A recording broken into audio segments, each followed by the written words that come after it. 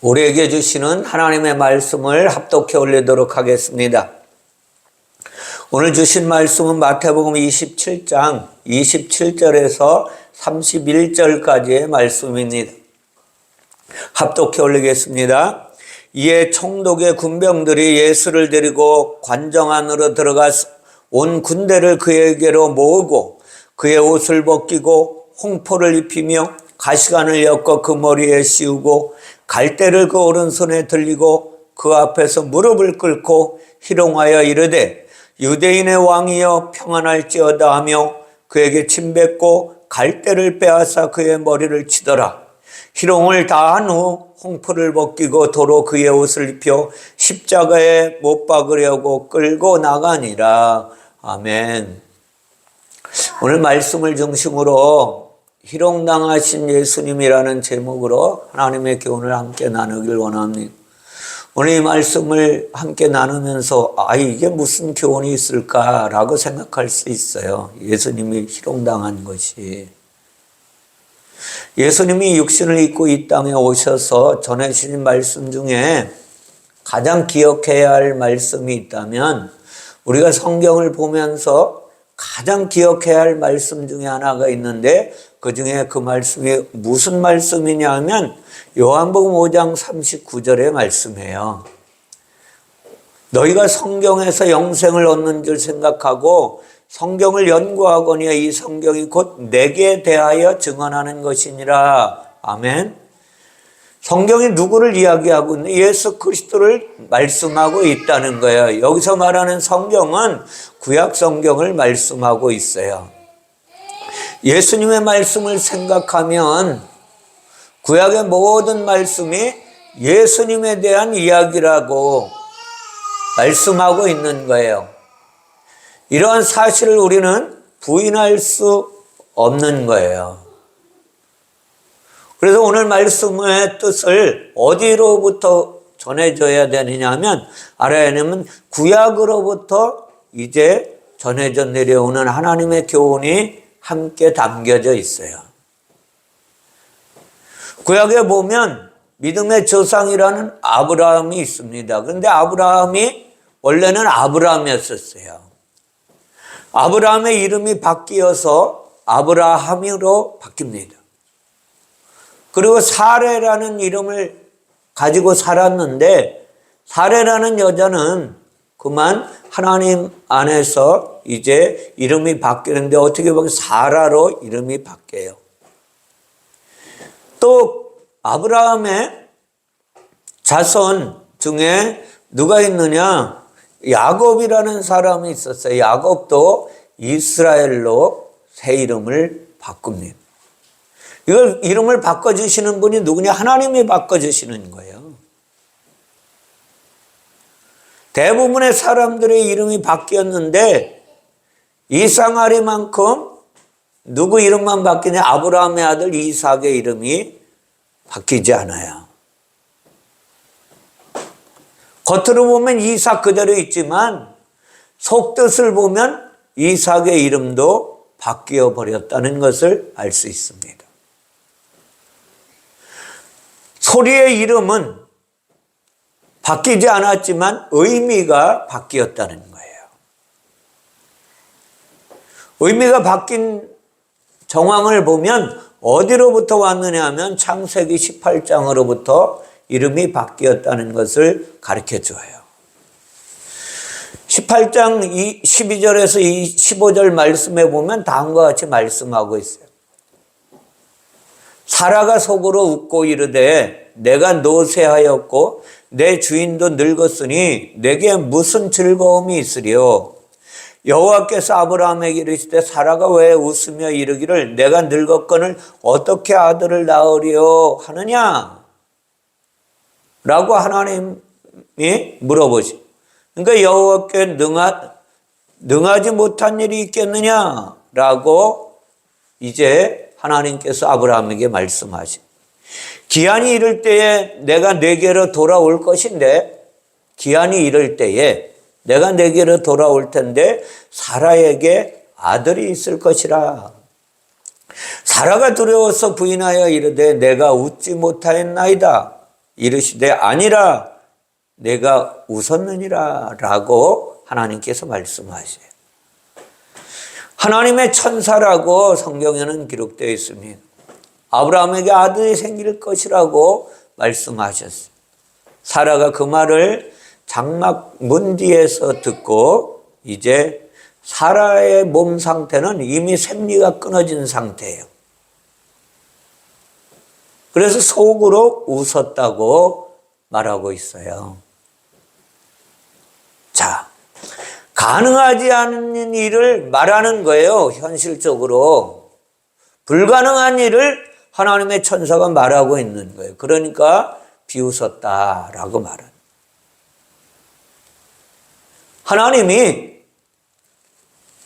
하나님의 약속을 비웃는 사라에 대해 누구에게? 아브라함에게 말씀하시고 계신 거예요.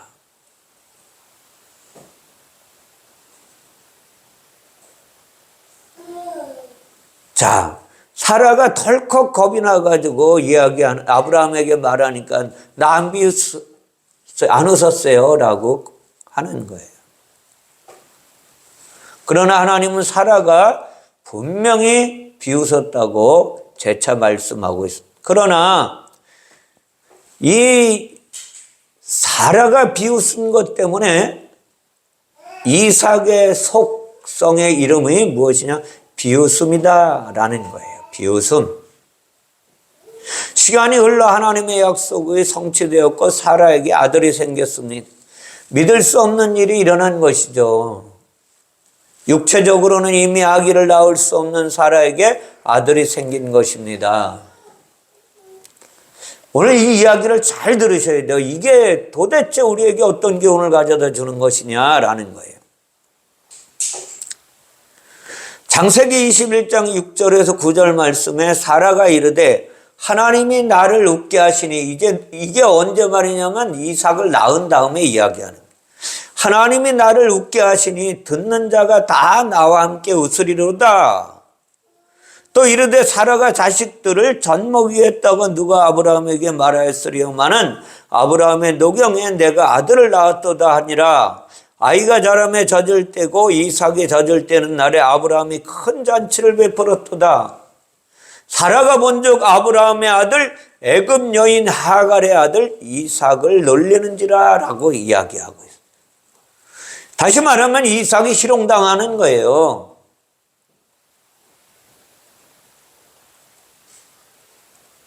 이삭이 희롱당하고 있다는 거예요. 사라는 하나님께서 노년에 자신을 웃게 만드셨다고 고백합니다. 아브라함은 사라가 낳은 아들의 이름을 이삭이라고 정했고 이삭의 이름의 뜻이 웃음이라는 뜻이에요.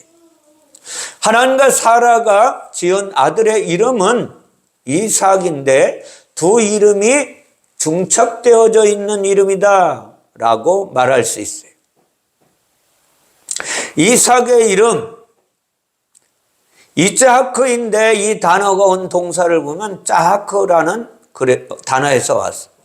사라가 짜하크라는 이름이 뭐냐? 비웃던 웃음이다 라는 뜻이에요. 하지만 어느 부모가 아들의 이름을 비웃음이라고 짓겠어요? 비웃음 대신에 그냥 웃음이라고 이름을 지은 것입니다.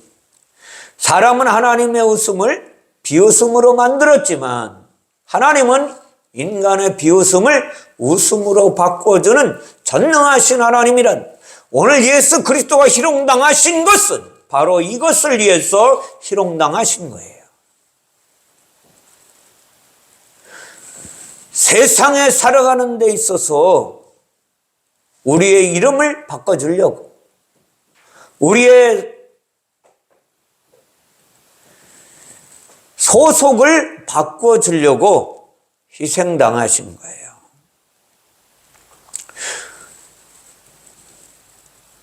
아브라함과 사라가 이삭을 낳고 너무나 좋아했어요. 그런데 그만 문제가 생기기 시작을 합니다. 아브라함이 그의 종 하갈에게 낳은 아들 이스마엘이 이삭을 자꾸만 놀려대는 거예요. 놀리다로 번역된 단어 역시 짜하크입니다. 비웃음이. 이것이 무엇이냐? 희롱하는 것이라는 거예요. 아브라함은 늦둥이 아들 이삭을 놀리는 이스마엘을 그의 어머니 하갈과 함께 이제 내쫓아버리고 맙니다.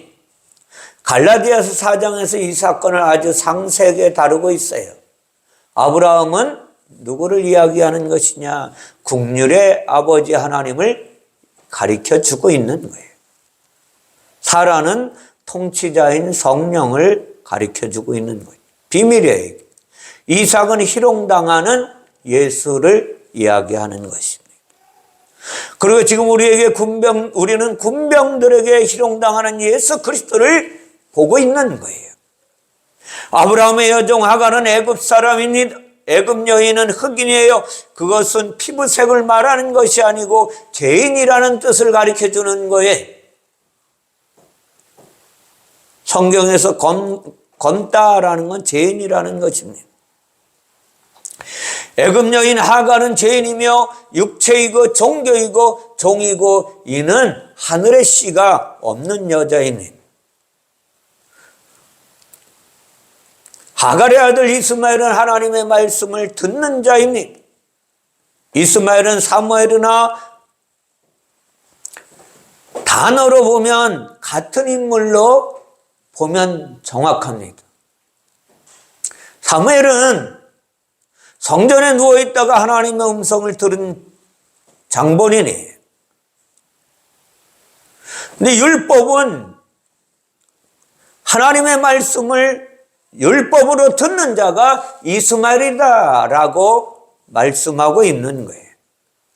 율법은 육체의 예법입니다. 영의 진리가 아니라 육체에 관한 법이 율법입니다. 그래서 하갈과 그녀의 아들 이스마엘은 죄에 종된 율법이라고 성경은 우리에게 가르쳐주고 있는 거예요. 갈라디아서 4장 25절 26절에서 이 하갈은 아라비아에 있는 시내산으로 지금 있는 예루살렘과 같은 곳이니 그가 그 자녀들과 더불어 종노릇하고, 종노릇한다는 게 뭐예요? 율법의 삶을 살고 있다는, 오직 위에 있는 예루살렘은 자유자니 곧 우리 어머니라. 어머니가 누구예요? 사라잖아요. 아라비아의 신에 사는 율법을 가르쳐주고 있는, 똑같은 자리에 있는데 예루살렘은 복음과 진리를 가르쳐주고 있습니다. 여종의 아들 이스마엘이 율법이고 자유자의 아들 이삭이 복음이라는 것을 가르쳐주는 거예요. 그런데 율법이 복음을 희롱하고 있는 거예요. 율법의 사람들이 복음을 가지고 오신 예수 그리스도를 재판정에 끌고 와서 희롱하고 있는 장면이 지금 우리가 보는 말씀입니다. 이미 구약에서 다 예언하신 말씀이에요.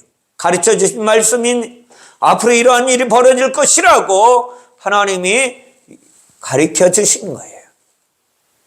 군병들이 예수를 희롱하는 방법을 자세하게 보면은 다음과 같습니다. 그들은 먼저 예수의 옷을 벗겨버렸습니다. 그리고 그 대신 홍포를 입혔습니다. 여기서 말하는 홍포는 로마 병사들이 갑옷 위에 두르는 붉은색 망토를 이야기하는 거예요. 옷을 벗겨 알몸이 된 예수에게 붉은 망토만 둘러놓은 것입니다. 병사들은 가시나무를 엮고 간을 만들어 예수께 씌워버립니다. 손에는 갈대를 쥐어줍니다. 그리고 예수의 앞에 무릎을 꿇고 유대인의 왕이라고 이들은 불렀습니다. 그러고 보면 로마 병사들이 예수를 꾸민 모습이, 컨셉이 뭐예요? 왕이라는 거예요. 왕은 왕인데 아주 우스꽝스러운 왕으로 만들어버린 것입니다. 보통의 왕이라면 좋은 옷을 입고 적자색 망토를 두르고 황금의 보석이 박힌 왕관을 쓰고 있을 것입니다. 손에는 역시 황금과 보석으로 장식된 통치자의 후를 들고 있을 것입니다. 이것이 전형적인 존귀한 왕의 모습입니다. 그러나 예수는 벌거벗은 왕입니다. 왕은 왕인데 벌거벗은 왕이 과시관과 갈대 후를 잡고 있는 나약하고 천한 왕으로 전락시켜버리고 말았습니다. 일반의 왕이라면 병사들이 복종하고 무릎을 꿇어야 마땅하지 않습니까? 그런데도 불구하고 이들은 그렇게 하지 않고 만왕의 왕으로 오신 예수 그리스도를 희롱하고 저주하는 거예요. 로마 병사들은 왕 예수에게 침을 뱉고 얼굴까지 때리고 채찍질했습니다. 갈대로 머리를 때릴 때마다 가시관의 가시들이 예수의 머리를 찌를 것입니다. 세상에서 이처럼 비천하고 희롱당하는 왕은 없을 것입니다. 그래서 희롱당하는 왕 예수는 누가 비웃었던 하나님의 말씀입니까? 사라가 비웃었던 말씀 안에 담겨져 있는 거예요. 하나님이 이렇게 하신다고 하셨는데 뒤에서 세상에 이런 일이 어떻게 일어날 것이냐 하고 비웃은 거예요. 예수는 하나님의 말씀인데 아무도 그를 믿지 않았고 사람들로부터 희롱을 당하게 된 것입니다. 아브라함의 아들 이삭은 아버지 하나님의 아들 예수가 희롱당하는 것을 가르쳐주고 있습니다. 아브라함의 아들 이삭은 육체로 온 예수가 희롱당한다는 것을 가르쳐주고 있는 거예요. 예수는 영이신 하나님이셨습니다. 영이신 하나님의 육체를 입고 오셨습니다. 육체를 입고 오셨다고 하니까 우리의 옷을 입듯이 무엇인가 입었다고 우리는 착각합니다. 욥기서 1장 21절에 보면 다음과 같이 말씀하고 있습니다. 내가 모태에서 알몸으로 나왔사온즉 또한 알몸이 그리로 돌아가올지라. 주신 이도 여호와시요 거두신 이도 여호와시오니 여호와의 이름을 찬송을 받으실지어다. 아멘. 사람의 육체를 입고 태어난 욥은 알몸이라고 고백합니다. 육체는 영이 알몸으로 태어나는 것을 가르쳐주고 있는, 영의 영광을 모두 벗고 벌거벗은 몸으로 태어난 것이 육체로 태어나는 존재예요. 예수께서 로마 병사들에게 입고 있던 옷을 모두 벗기고 알몸이 되신 것은 바로 이것을 말씀하고 있습니다. 영이 육체가 된 것이에요. 영이신 하나님이 육체가 되어서 계시다는 것입니다. 하나님의 영광을 벗고 죄인의 옷 육체를 입은 것을 다시 말하면 홍포를 입히는 거예요. 육체를 입고 온 것도 그것입니다. 우리는 예수께서 십자가에 달리신 것만을 그분의 고난이라고 말합니다.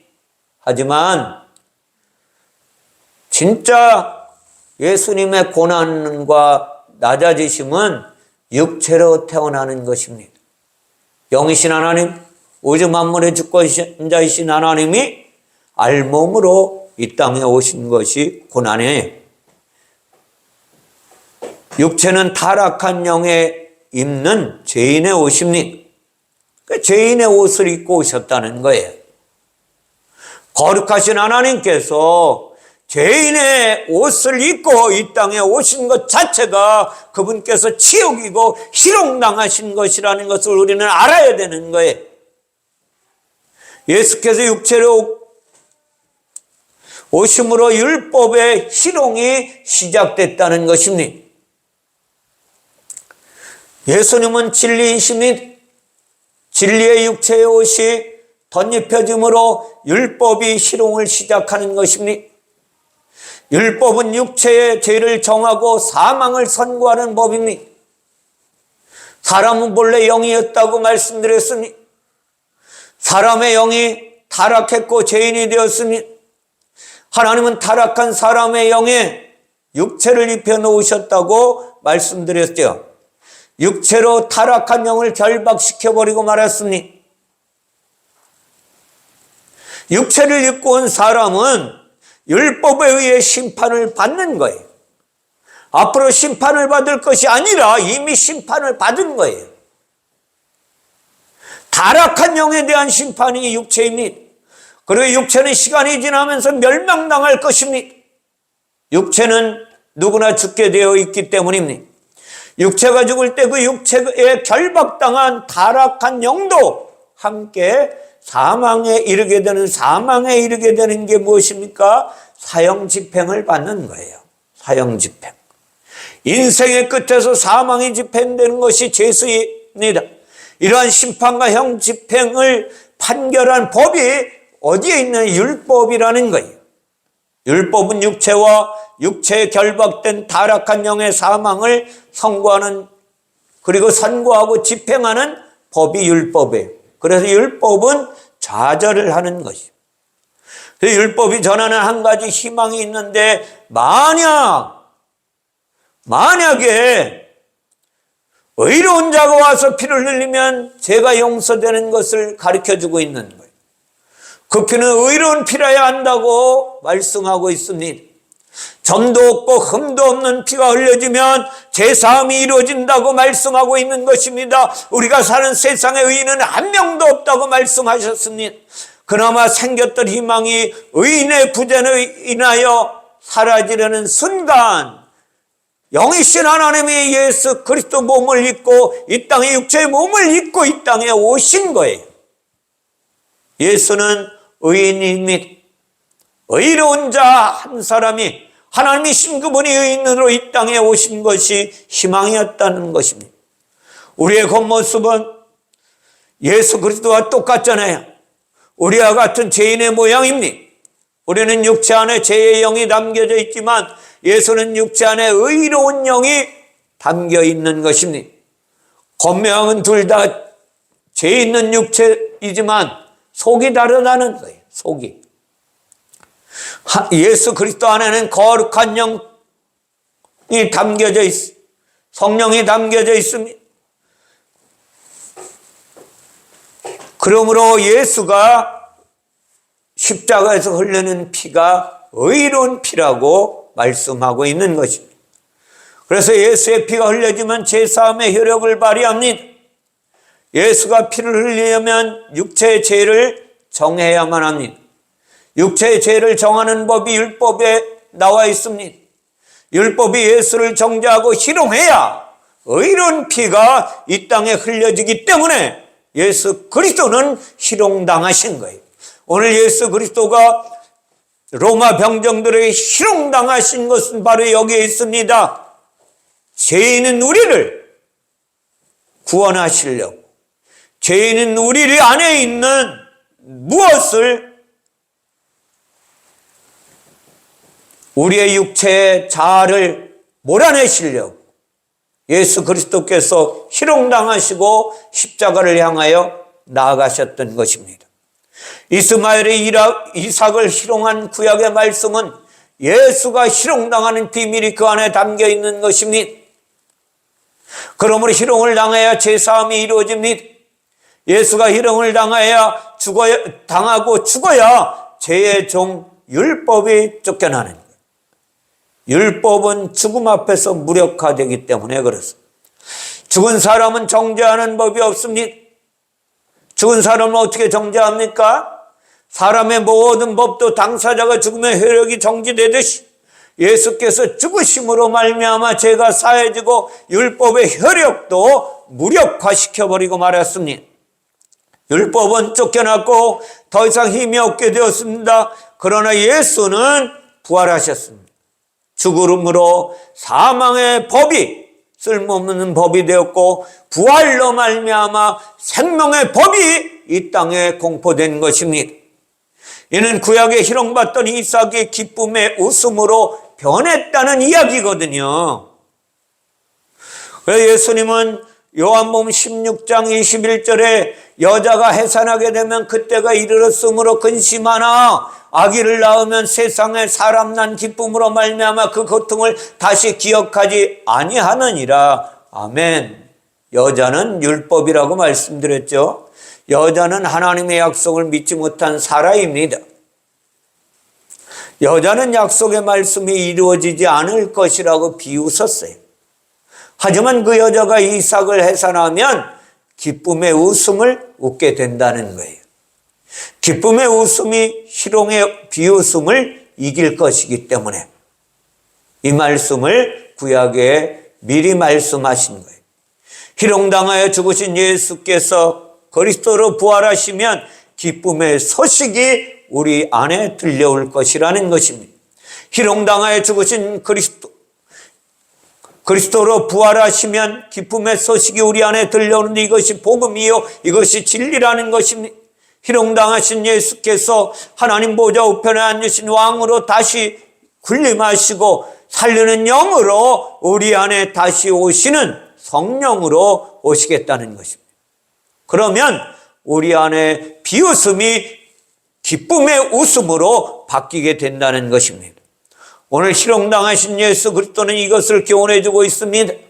그러므로 성경에서 요한복음을 보면 니고데모라는 율법의 선생이 예수께 와서 묻습니다. 당신은 일반 사람과 다릅니다. 그런데 당신은 정말 다른데요. 어떻게 하면 내가 구원받을 수 있을까요? 라고 이야기하는 그 사람 앞에서 진실로 진실로 내게 이르니 물과 성령으로 나지 아니하면 하나님 나라에 들어갈 수 없느니라 라고 말씀하셨어요. 어제 오신 임한기 선생님도 거듭나고 싶어서 찾아오신 거거든요. 거듭나고 싶어. 내 영이 살고 싶어서. 영원한 하나님의 나라에 가고 싶어서 왔어요.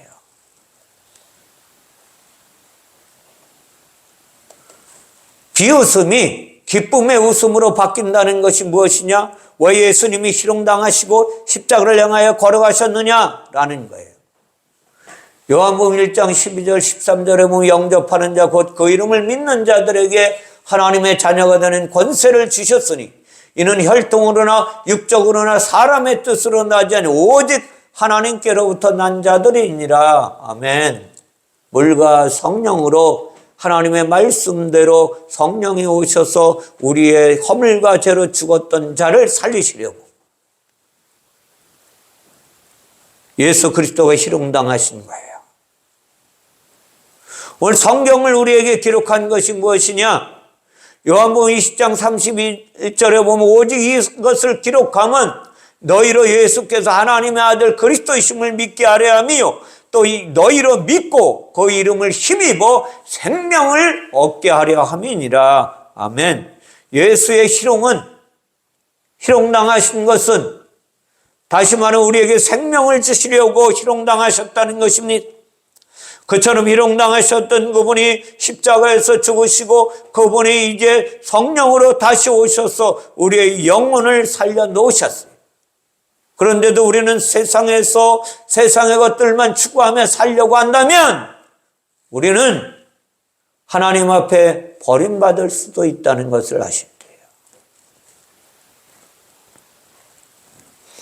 요한복음 21장 18절에 내가 진실로 진실로 내가 이르노니 누구에게 이야기하느냐? 베드로에게 이야기하는 하나님의 사랑을 이야기하면서 내가 젊어서는 스스로 띠뛰고 원하는 곳으로 다녔거니와 늙어서는 내 팔을 벌리리니 남이 내게 띠뛰고 원하지 아니하는 곳으로 데려가리라. 아멘. 이게 무슨 뜻이냐면 내가 나중에 나이 들어서 여기서 늙어서는 무엇이냐면 하나님을 잘 알면 하나님이 너와 함께 하면 이런 뜻이에요. 하나님의 은혜를 충만히 덧입으면 그러면 너도 희롱당하게 될 것이다. 그런 뜻입니다. 이 땅에 희롱당한 사람이 예수 믿고 희롱당한 사람들이 너무나 성경에 많이 나와 있어요. 대표적인 예로 스데반 집사입니다. 스데반 집사. 사도행 7장 52절을 보면 스데반 집사님이 이제 유대인들을 앞에 놓고 설교를 하는데 설교의 마지막 부분에 다음과 같이 말씀하고 계세요. 너희 조상들이 선지자들 중에 누구를 박해하지 아니하였느냐? 의인이 오시리라 예고한 자들을 그들이 죽였고 이제 너희는 그 의인을 잡아준 자여 살인한 자가 되나니 너희는 천사가 전한 율법을 받고도 지키지 아니하였도다 하니라. 자, 정상적인 하나님의 말씀을 전했는데 그들이 이 말을 듣고 마음에 찔려 그를 향하여 이를 갈거늘 스데반이 성령이 충만하여 하늘을 우러러 주목하여 하나님의 영광과 및 예수께서 하나님 우편에 서신 것을 보고 말하되 보라 하늘이 열리고 인자가 하나님 우편에 서신 것을 보노라 한데 그들이 큰 소리를 지르며 귀를 막고 일제히 그에게 달려들어 성 밖으로 내치고 돌로 칠세. 증인들이 옷을 벗겨 사울이라 하는 청년의 발 아래 두니라.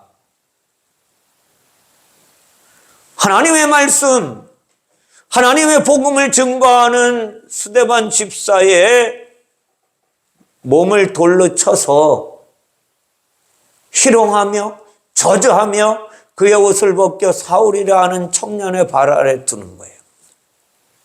그리고 그들이 돌로 스데반을 마구 치니 스데반이 부르짖어 이르되 내 예수여 주 예수여 내 영혼을 받아 주시옵소서. 무릎을 꿇고 크게 불러 이르 주여 이 죄를 저들에게 돌리지 마시고 저들도 나와 같이 구원받게 하옵소서. 희롱당하며 저주받으며 돌로 맞아 죽는 순간에도 그는 하나님을 원망하지 않고 하나님 앞에 불평하지 않고 감사하며 하나님의 말씀을 죽어가면서도 하나님의 사랑을 전하며 죽었다는 거예요. 사랑하는 성도 여러분, 왜 오늘 육신을 입고 오신 하나님이 희롱당했느냐? 바로 우리의 이름을 바꿔주기 위해서. 서두에 말씀드렸죠? 아브라함의 이름이 아브라함으로 바뀌고 사라의 이름이 사라로 바뀌고 이삭의 이름은 중첩되어 있는데 비웃음과 웃음이 있다. 참웃음, 참 기쁨의 웃음이 중첩되어 있는 자가 이삭이라 그랬어요. 그런데 이삭을 희롱한 이스마엘은 율법을 이야기하는 거라고 말씀드렸습니다. 예수님은 왜 희롱당하셨느냐? 저와 여러분의 이름을 바꿔주려고 하는 거예요. 어떻게 바꿔주려고? 그리스도인으로 바꿔주려고. 사도행전에 보면 에베소교회가 이제 최초로 그리스도인이라는 칭호를 들었다고, 이름을 불려졌다라고 말씀하세요. 자, 저 여러분이 그리스도인으로 이제 하나님의 이름을 바뀌어 놓았어요. 그러면 그것을 위해서 희롱당하신 예수 그리스도시라는 거예요. 왜 희롱당하셨느냐? 우리의 이름을 바꿔주시다. 우리의 소속을 땅의 사람에서 하늘의 사람으로 바꿔 놓으시려고 희롱당하셨다는 거예요. 유대인들 중에 스데반을 때려 죽이고 스데반의 옷을 벗겨서 이제 사울 앞에 놓았던, 청년 사울 앞에 놓았던 그 청년은 잘 죽었다, 당연히 죽어야지 라고 희롱하며 저주했던 사울이 이제 어디 있어? 유대인들에게 예수 믿는 사람을 때려 죽이는 권한을, 증표를 받아가지고 이제 흩어져 가 있는 이스라엘 백성 중에 그리스도인들을, 예수 믿는 자들을 붙잡아다 죽여버리려고 군사들을 이끌고 가던 중에 그만 예수 그리스도를 만나게 됩니다. 그리고 그는 이제 180도 바뀌어져서 복음을 전하게 돼요. 이름도 바뀌었습니다. 사울에서 바울로. 그리고 그가 그의 행적을 기록한 내용이 사도행전 14장 19절에 다음과 같이 이야기하고 있어요. 잘 들어보세요. 유대인들이 안디옥과 이고니온에서 와서 무리를 충동하니 그들이 돌로 바울을 쳐서 죽은 줄로 알고 시외로 끌어내치니라 라고 말씀하고 있어요. 사도 바울은 그처럼 예수 믿는 사람을 때려 죽이러 다녔던 장본인이었음에도 불구하고 예수님을 만나고 그가 바울로 바뀌어서 이제 복음을 증거하러 다니다가 희롱당하여 저주받고 끝내 죽은 줄 알고 내침을 받아도 그들을 저주하지 않고 그들을 욕하지 않고 그는 또 일어나서 복음을 전하게 되었다는 사실을 성경은 우리에게 말씀해 주고 있습니다. 그렇다면 이제 우리가 어떻게 해야 하느냐는 것입니다. 잘 들어보세요. 이 민족 가운데 예수 믿는 사람이 너무나 많이 있잖아요. 목회자들도 무수한 숫자가 있습니다. 근데 가장 수년 전서부터 돋보이게 뉴스에 드러나는 목사님이 정광훈 목사님이세요. 그런데 그가 이제 하나님이 펼쳐놓은 그 장소에서 마구 대통령을 욕하고 대통령을 광화문에 끌어내서 죽여야 된다고 몇 년 전에 이제 누구를 희롱했느냐? 문재인 대통령이 있을 때 그렇게 외쳤어요. 성경이 그렇게 하라고 하나요? 한번 묻고 싶어요, 저는. 솔직히지. 잘 믿었다면 사도 바울처럼 때려 죽임을 당한 죽은 줄 버림을 받아도 그들을 저주하지 않고 그들을 원망하지 않고 그들을 축복해내는 삶을 살아야 한다는 거예요. 예수 그리스도가 희롱당하면서 그들을 원망하지 않고 불평하지 않았던 사실은 그리스도인들이 어떻게 살아야 하는지를 가르쳐 주는 거예요. 저와 여러분들이 어떻게 살아야 하는지를 가르쳐 주고 있는 것이라는 거예요. 때로는 예수 전하다 보면 희롱하는 사람들이 너무나 많이 있습니다. 왜? 보이지 않으니까 하나님은. 그러나 계시기 때문에 전해야 하는 분명한 것은 그분이 존재하고 계시기 때문에 그분이 역사하고 계시기 때문에 그분 때문에 저는 여기까지 변화되었어요. 제 이름도 이인규라는 이름에서 이제 목사라는 이름으로 바뀌어 놓은 거예요. 누가? 하나님이. 하나님의 은혜 가운데 이름이 바뀌게 된 거예요. 근데 목사가 목사 짓을 바르게 못하면 어떻게 되겠어요? 성령을 해방하는 죄를 범하게 되면 어떻게 되겠느냐고요. 명심하시기 바랍니다. 이 땅에 살아가는 그리스도인들이 어떻게 살아야 하는지, 희롱당하고 조롱당해도 그들을 원망하고 불평하지 말아야 하는 것이 그리스도인의 삶이어야 합니다. 그리고 하나님이 그처럼 주의 사랑을 완성시키기 위해 십자가에서 죽으시면서 그가 말씀하신 내가 다 이루었느니라. 무엇을? 하나님의 사랑의 표를, 사랑을 이 땅에 펼쳐놓았다는, 하나님의 사랑을 이 땅에 풀어놓았다는 것입니다.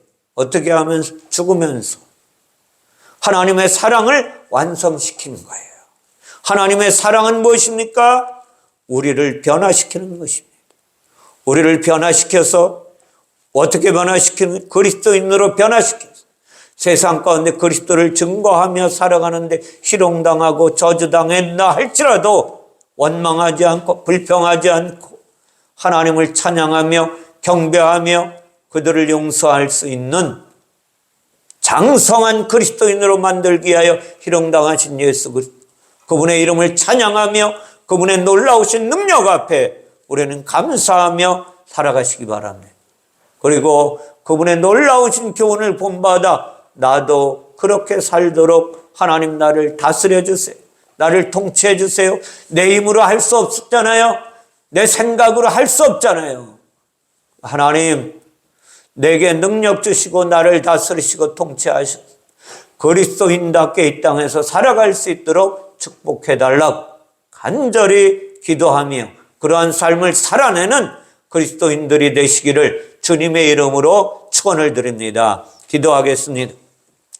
사랑의 하나님 감사합니다. 희롱당하신 예수 그리스도 그 말씀을 성경에 기록해 놓고 우리를 교훈하시는 하나님의 교훈을 함께 나누었습니다. 성경에 나와 있는 모든 말씀이 그리스도를 이야기하고 있다고 말씀하신 것도 함께 나누었습니다. 하나님, 우리가 하나님의 말씀을 바라볼 때마다 주님을 만나는 축복을 허락하여 주시고 하나님의 말씀을 들을 때마다 하나님의 음성이 들려올 수 있도록 이들의 영을 붙잡아 주시고 영의 귀가 열려지게 하시고 하나님 영의 눈이 열려지게 하셔서 하나님 이 땅에 살아가면서 하나님이 나와 함께 하신다는 사실을 깨닫게 하시고 하나님이 나를 통치하시고 다스리시고 인도하심을 느껴서 그대로 살아가는 그리스도인 되어질 수 있도록 축복하여 주시기를 원하오며 거룩하신 예수님의 이름으로 기도하옵나이다. 아멘.